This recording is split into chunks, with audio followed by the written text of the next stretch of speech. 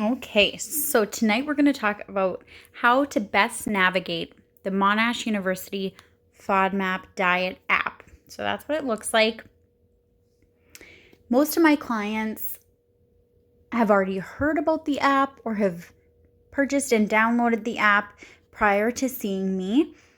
And it's a really great resource. It's a great place to start. And a lot of my clients are surprised when I share with them some of the features of the app, which may not be as intuitive as it could be. So tonight I'm going to show you some well-known secrets or some features of the app that I have discovered over time from helping my clients. So if I had just downloaded the app for the very first time, the first place that I would go is Start the Diet. So this app is created by Monash University, and it is the hub of original research in FODMAPs and how they affect digestion, especially in a body with IBS, irritable bowel syndrome. So I would go through and read some of these bite-sized information snippets about FODMAPs and how they impact IBS and the 3 steps to the low-FODMAP diet. So the elimination, the reintroduction step, and personalization. So here is an example. They're nice infographics. Like I said, very bite-sized nuggets of information to go through and help you understand what FODMAPs are and how they can impact digestion. So if you are sensitive to some of the FODMAPs, this will be apparent in the first step of the low FODMAP diet, where we eliminate all of these gut irritants that your body has trouble digesting, and you should, by eliminating all of the FODMAPs from the diet, see a positive response from the body and a decrease in gastrointestinal symptoms. The second step or phase of the low FODMAP diet is reintroducing these FODMAPs back in at small, medium, and large amounts and gauging what your symptom response is to each of the FODMAPs. So we only want to reintroduce one at a time. It's kind of like feeding a toddler. And step 3 is then personalization of the diet or your pattern of eating for the long term, because low FODMAP diet isn't meant for the long term. So you want to work with a dietitian for sure at that point to make sure you have a well-rounded diet. You're leaving out maybe certain serving sizes of those trigger foods, but making sure that you have adequate nutrients and fiber, even whilst eliminating or reducing the amount of the serving sizes of those triggers, the FODMAP groups. Okay, so the next place that I would go is the food guide. And one of my favorite features of the food guide is at the top right-hand corner, and that is the filters. So as you can see, the filters are all set to the sad face, which is sad, I know. This means that you are following a strict low FODMAP diet, which is what you would want to do in that first phase of the low FODMAP elimination. And you can also filter by country. So I've checked off Canada here, and that's just so that the app can help tailor the foods to your region or where you're located. Now, once we're going through the reintroduction phase, you may find that one FODMAP group you can tolerate in medium quantities. So it doesn't bother you with small small quantities, but if you have too much of that FODMAP group or the representative of that FODMAP group that you're reintroducing, that gives you symptoms. So for something like that, you would then change your filtering to the middle straight line face, which would equate to yellow on the traffic light system for the food guide. We'll see that in a second. And that correlates to, you can have kind of a medium or moderate serve of that FODMAP group. If you got gastrointestinal or digestive symptoms from even a small amount of the representative food of that FODMAP group, it's probably a food trigger, even at a very small amount. And so then we would leave it at the SAD phase. And if you can tolerate a large quantity or serving size of a FODMAP group or the representative group that you're reintroducing, you can then change your filter to the smiley face or the green light on the traffic system. And that means that you can have a large serving of that FODMAP group. So because the first step of the low FODMAP diet is the elimination, we're just going to leave these filters set at the SAD phase. But once you're done all of the elimination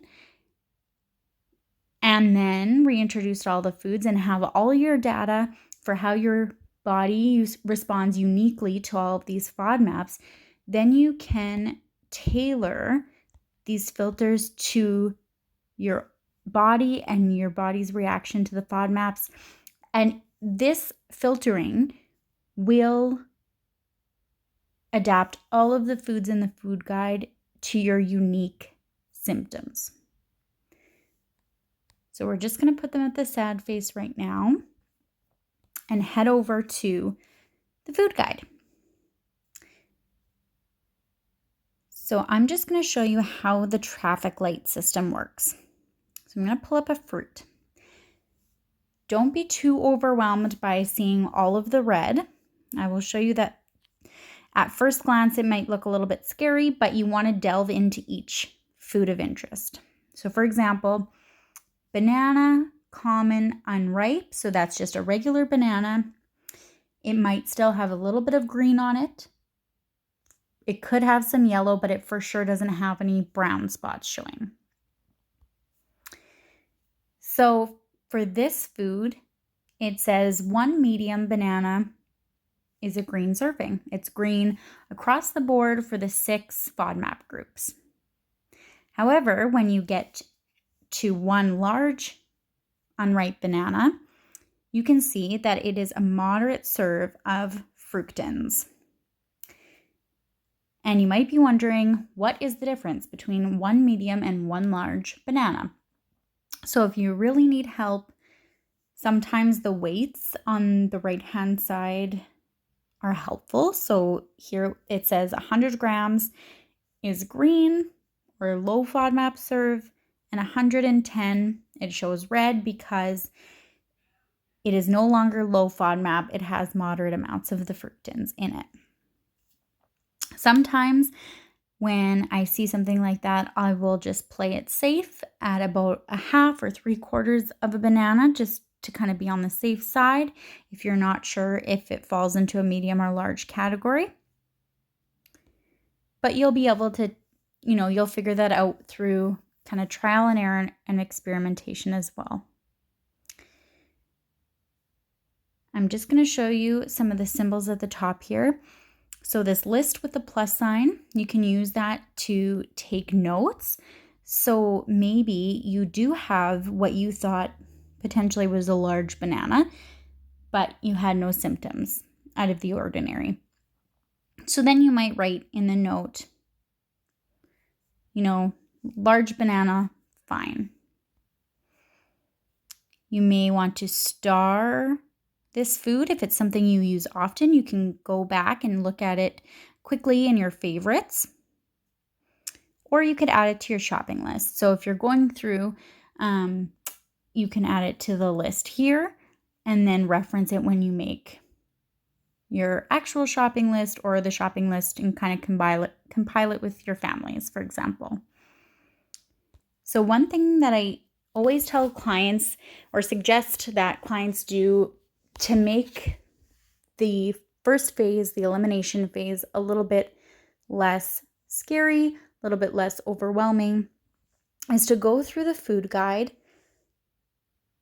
by each food group, so by each individual food group, and to pick favorite foods that have a generous or substantial low FODMAP serving and write that down. So you can either write it down with a pen and paper, you can put it in your notes app on your phone so you have it handy, or you can put it in the shopping list on this app.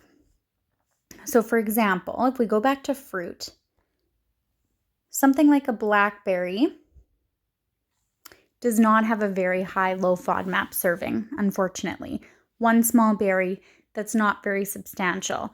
So I would maybe stay away from the blackberries until the reintroduction phase, just because we are going to do a low FODMAP for about 2 to 4 weeks, and it's just, honestly, it's not, it's almost not worth it. They would probably go bad before you could eat a whole clamshell full. However, if you go down to blueberry or even cantaloupe, but we'll stick with blueberry, a low FODMAP serving is a 1/4 cup. So if you had a 1/4 cup of blueberries on your oatmeal, for example, that would be a pretty substantial serving. So that would be worth it, I think. So I would write down blueberries, a 1/4 cup on my notes. And we'll check out one more, cantaloupe, 3/4 cup. That's really good for a low FODMAP serving. That'd be a great snack with maybe some almonds or something like that. So I would go through each food group and pick out my favorite foods from each food group and write down what the low FODMAP serving is of that food, and then use that to make a grocery list. The next place in the app we're going to go is to certified. So these are the certified low FODMAP brands that have been certified by Monash FODMAP to be low FODMAP. So they've been tested in the lab. And so it's just showing you they have some food products, maybe not all, that have been certified low FODMAP.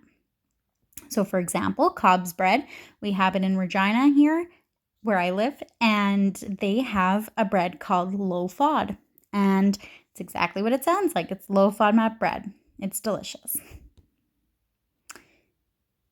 So then you could also go to find a dietitian, something I recommend.